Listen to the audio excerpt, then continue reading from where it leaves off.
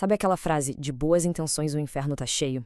Pois é, parece um pouco radical, mas a história mostra que às vezes as melhores e mais nobres intenções podem acabar abrindo caminho para verdadeiros desastres. E hoje a gente vai mergulhar em um dos exemplos mais chocantes disso. A grande pergunta que vai guiar nossa conversa é exatamente essa. Como é que um desejo tão puro como o de alcançar a paz mundial pode, de uma forma totalmente paradoxal, acabar levando a uma guerra ainda mais terrível? Vamos entender como certas ideias, quando perdem o contato com a realidade, se tornam um perigo imenso. E para começar a entender esse quebra-cabeça, a gente precisa de uma ferramenta. E ela vem do pensador Thomas Sowell. Ele fala sobre um conceito que é chave aqui: ideias sem consequências. Sowell mostra que existe uma diferença brutal na responsabilidade que os intelectuais carregam se a gente comparar com outras profissões. Pensa comigo, um engenheiro projeta uma ponte. Se essa ponte cai, a carreira dele, bom, provavelmente acaba ali. O fracasso tem uma consequência direta, palpável. Agora, e o intelectual?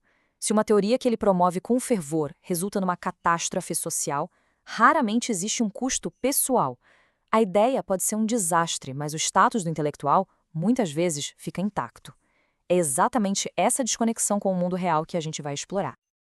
Ok, agora vamos pegar essa ideia e aplicar num cenário real, um dos mais dramáticos da história. Vamos voltar no tempo para a Europa logo depois da Primeira Guerra Mundial.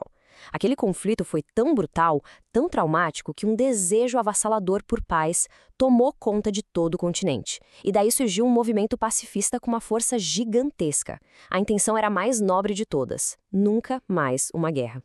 E olha, esse sentimento era intenso. Não era só um desejo vago de paz, não. Figuras super influentes na Grã-Bretanha estavam pedindo abertamente o desmantelamento completo do exército, da marinha e da força aérea. Era uma aposta radical. Uma crença de que, se eles se desarmassem, a paz seria inevitável. E essa ideia não ficou só no papel, nos círculos de intelectuais. Na França, ela foi parar dentro da sala de aula.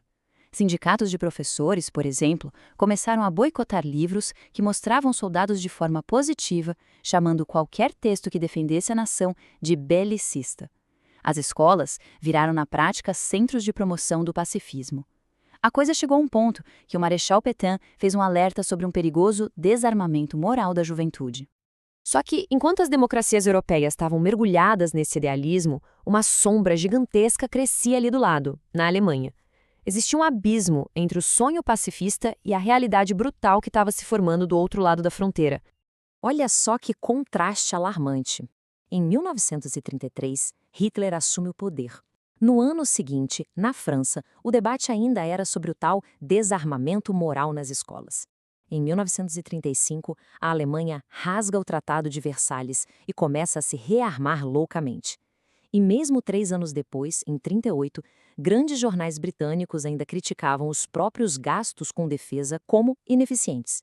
Eram dois mundos completamente diferentes, em rota de colisão. Esse clima todo, esse pensamento pacifista, claro, acabou contaminando a política. E foi daí que nasceu a infame política de apaziguamento. A lógica parecia simples, mas era extremamente perigosa. Vamos ceder às exigências do agressor para evitar um conflito, para comprar a paz. Mas nem todo mundo estava cego. 6 anos antes do ápice dessa política, uma voz praticamente solitária já alertava para o perigo: Winston Churchill. Ele percebeu o padrão e disse com todas as letras: cada concessão feita à Alemanha era seguida imediatamente por uma nova exigência. Ele enxergou o que estava acontecendo, mas o idealismo pacifista era uma onda forte demais para ser parada. O ponto de virada, o momento mais crítico, foi a crise da Tchecoslováquia. No famoso e trágico Acordo de Munique, as democracias da Europa, em nome da paz, basicamente entregaram uma nação inteira para Hitler. A esperança era que isso fosse saciar o apetite dele, que as exigências iam finalmente parar. Era, literalmente, a busca pela paz a qualquer custo. O resultado? A tal paz durou só alguns meses.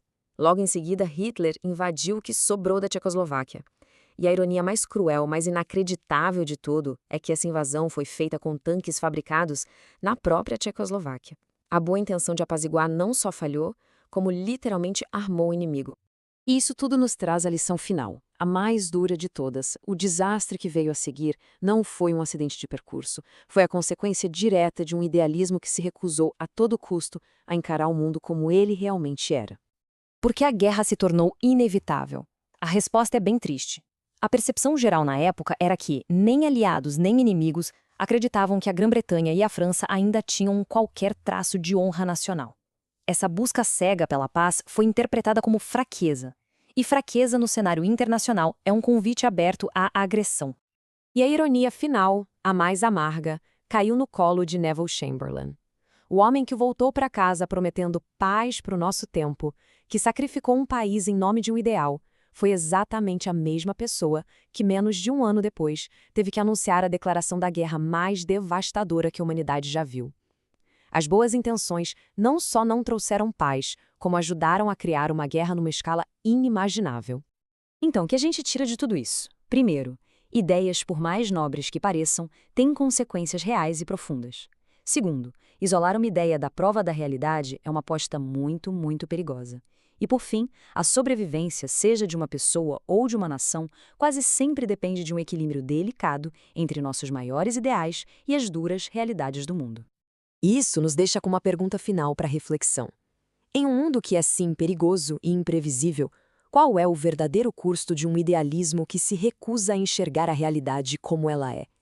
A história que a gente viu hoje nos dá uma resposta bem assustadora para isso. Valeu pela companhia.